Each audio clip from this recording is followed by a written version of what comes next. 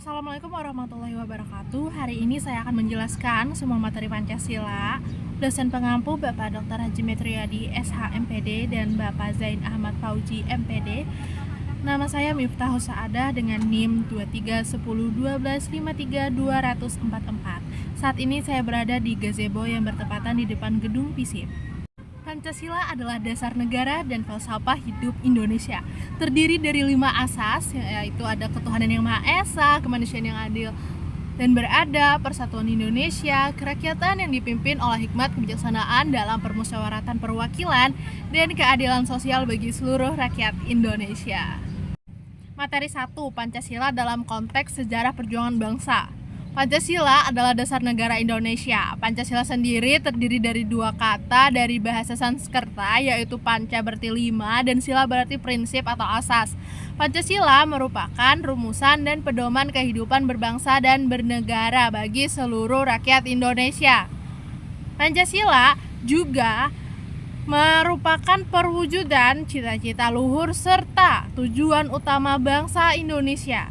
Pancasila memiliki nilai-nilai yang merupakan dasar kehidupan bermasyarakat, berbangsa, dan bernegara.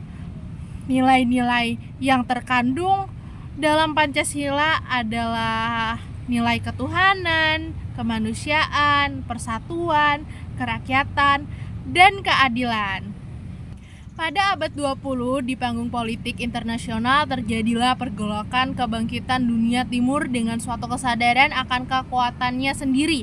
Republik Filipina 1898 yang dipelopori Joseph Rizal, kemenangan Jepang atas Rusia di Tsushima 1905, gerakan Sun Yat-sen dengan Republik Cinanya 1911, Partai Kongres di India dengan tokoh Tilak dan Gandhi.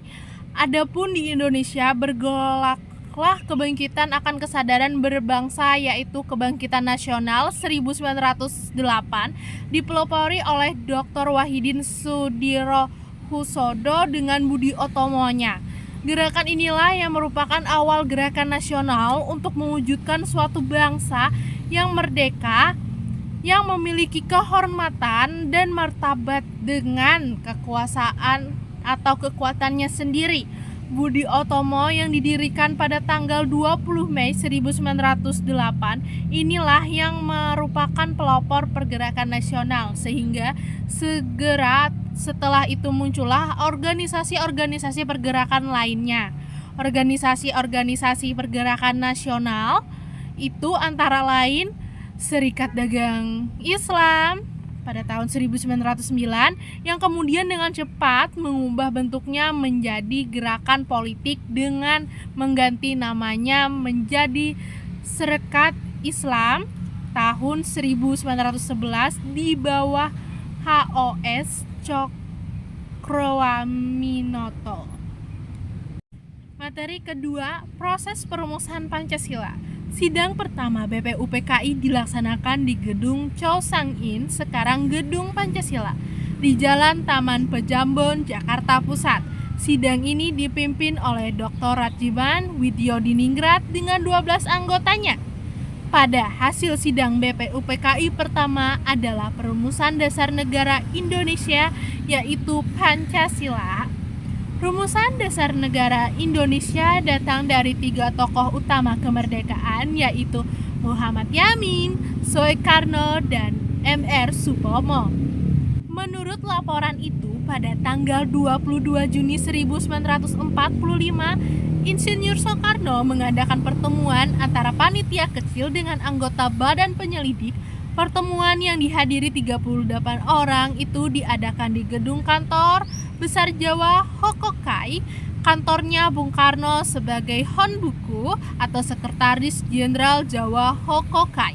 Mereka membentuk panitia kecil yang berjumlah 9 anggota, disebut sebagai Panitia 9. Proklamasi berasal dari bahasa Latin yang berarti pengumuman atau pemberitahuan pada khalayak umum. Pengumuman tersebut terutama pada hal-hal yang berhubungan dengan ketatanegaraan Proklamasi kemerdekaan sendiri adalah pengumuman kepada seluruh rakyat akan adanya kemerdekaan. Pengumuman kemerdekaan tersebut sebenarnya tidak hanya ditunjukkan pada rakyat yang dari negara yang bersangkutan saja, namun juga kepada rakyat yang ada di seluruh dunia dan kepada semua bangsa yang ada di muka bumi ini.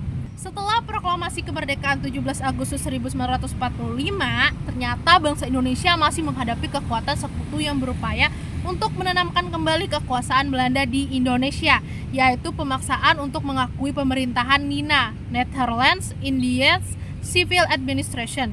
Selain itu, Belanda secara licik mempropagandakan kepada seluruh dunia bahwa negara proklamasi RI hadiah Paris, Jepang. Materi ketiga, Pancasila sebagai sistem filsafat. Secara etimologis, filsafat berasal dari bahasa Yunani, yaitu phalein yang berarti cinta, dan sophos atau sophia yang berarti hikmah atau kebijaksanaan atau wisdom. Jadi secara harfiah, istilah filsafat berarti cinta kebijaksanaan. Cinta berarti hasrat yang besar yang berkobar-kobar atau yang sungguh-sungguh. Sedangkan kebijaksanaan artinya kebenaran sejati atau kebenaran yang sesungguhnya. Dalam hal ini, filsafat dapat berarti hasrat atau keinginan yang sungguh-sungguh akan kebenaran sejati. Membahas Pancasila sebagai filsafat berarti mengungkapkan konsep-konsep kebenaran Pancasila yang bukan saja ditunjukkan pada bangsa Indonesia, melainkan juga bagi manusia pada umumnya. Wawasan filsafat meliputi bidang atau aspek penyelidikan ontologi, epistemologi, dan aksiologi. Ketiga bidang tersebut dapat dianggap mencakup kesemestaan. Materi keempat, Pancasila sebagai etika politik. Walaupun nilai memiliki sifat abstrak yang artinya dapat diamati melalui indera manusia maupun dalam realitasnya, nilai berkaitan dengan tingkah laku atau segala aspek kehidupan manusia yang bersifat nyata atau praksis. Namun demikian, setiap nilai memiliki nilai dasar. Dalam bahasa ilmiahnya disebut dasar ontologis, yaitu merupakan hakikat, esensi, intisari, atau makna yang terdalam dari nilai-nilai tersebut. Nilai-nilai dasar merupakan cita-cita atau tujuan yang bersifat universal atau menyeluruh.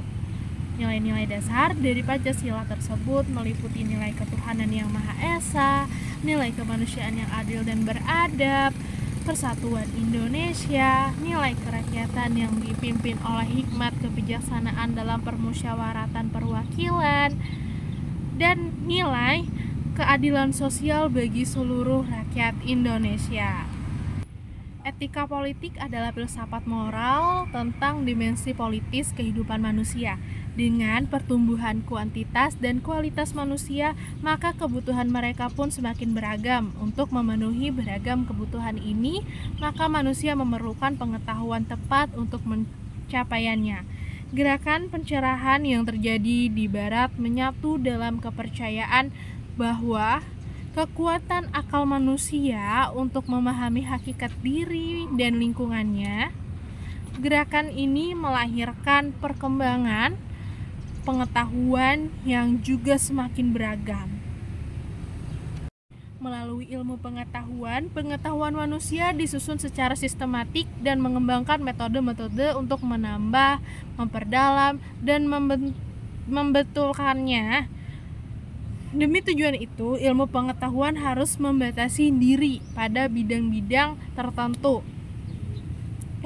Ilmu pengetahuan tersebut berkembang menjadi ilmu-ilmu pengetahuan khusus. Materi 5, Pancasila sebagai ideologi nasional. Istilah ideologi berasal dari kata idea yang berarti gagasan, konsep, pengertian dasar, cita-cita, dan logis yang berarti ilmu. Jadi secara harfiah, ideologi berarti ilmu tentang pengertian dasar, ide atau cita-cita.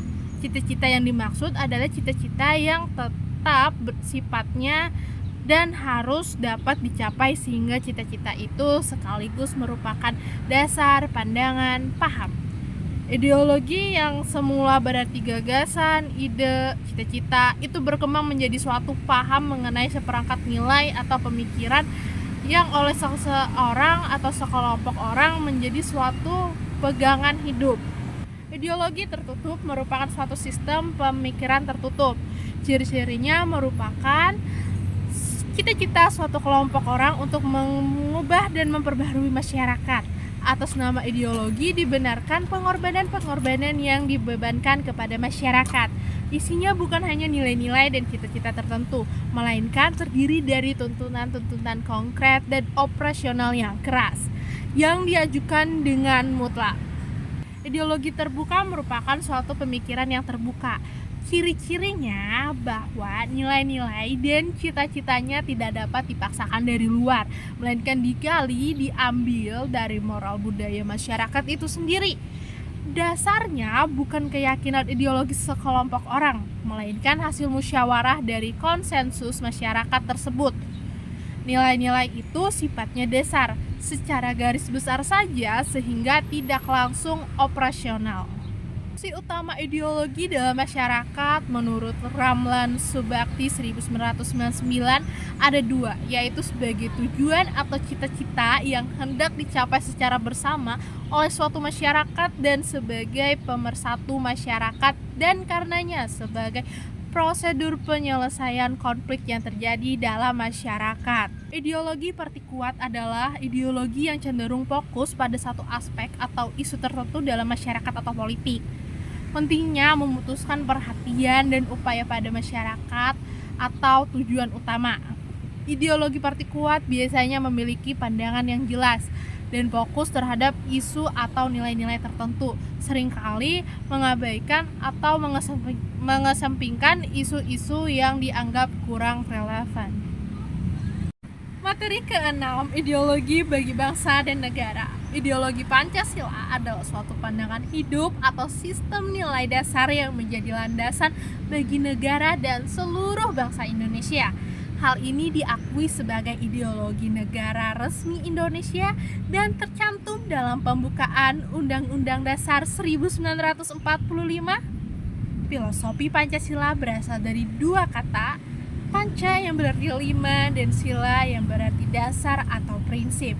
Oleh karena itu, Pancasila secara harfiah berarti 5 dasar atau prinsip. Wakil Presiden pertama Indonesia, Bung Hatta, memperkenalkan konsep ini dalam pidatonya pada 1 Juni 1945. Kelima sila tersebut adalah ketuhanan yang Maha Esa, kemanusiaan yang adil dan beradab, persatuan Indonesia, kerakyatan yang dipimpin oleh hikmat kebijaksanaan dalam permusyawaratan, perwakilan, dan keadilan sosial bagi seluruh rakyat Indonesia. Pancasila diakui secara resmi sebagai dasar negara Indonesia dan berfungsi sebagai dasar untuk pembentukan UUD 1945 dan konstitusi lainnya. Ini mencakup semua aspek kehidupan politik dan hukum negara.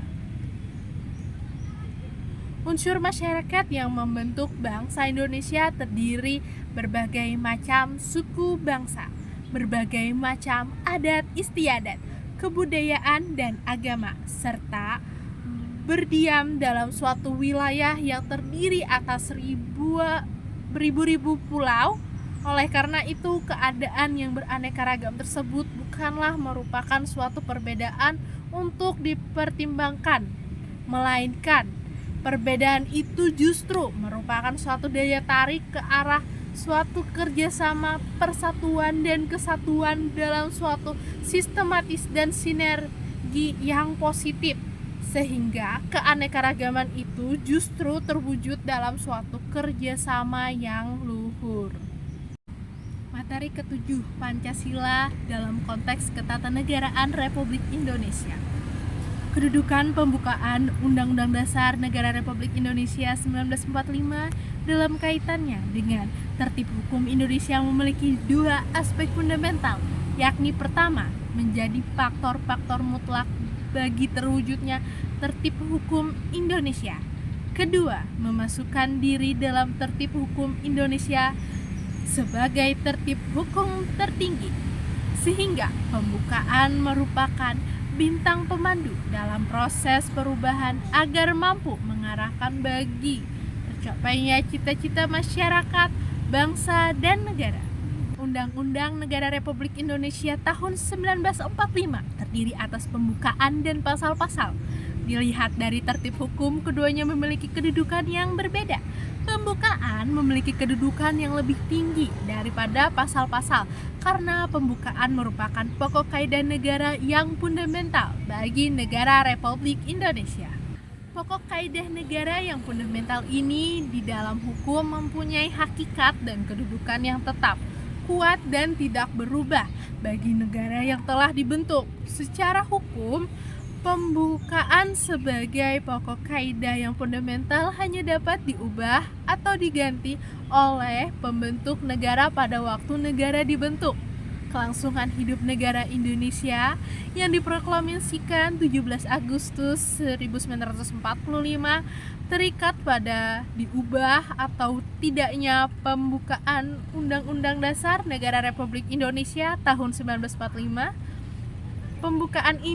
Pembukaan Undang-Undang Dasar ini dapat menjadi sumber dari cita-cita hukum dan cita-cita moral yang ingin ditegakkan dalam berbagai lingkungan kehidupan.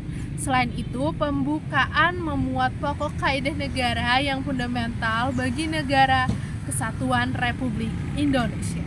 Materi 8, Konstitusi dan Undang-Undang Negara Republik Indonesia. Dalam konteks ketatanegaraan, konstitusi dimaksudkan sebagai pembentukan suatu negara atau menyusun dan menyatakan sebuah negara. Konstitusi juga bisa berarti peraturan dasar atau awal mengenai pembentukan suatu negara. Dalam bahasa Indonesia, konstitusi dikenal dengan sebutan Undang-Undang Dasar. Keduanya memang tidak berarti sama. Undang-undang dasar hanyalah sebatas hukum dasar yang tertulis, sedangkan konstitusi di samping memuat hukum dasar yang tertulis juga mencakup hukum dasar yang tak tertulis. Herman Heller mengatakan bahwa konstitusi lebih luas daripada undang-undang dasar. Konstitusi tidak hanya bersifat yuridis, melainkan juga bersifat sosiologis dan politis. Sedangkan undang-undang dasar hanya merupakan sebagian dari pengertian konstitusi, yakni konstitusi yang tertulis.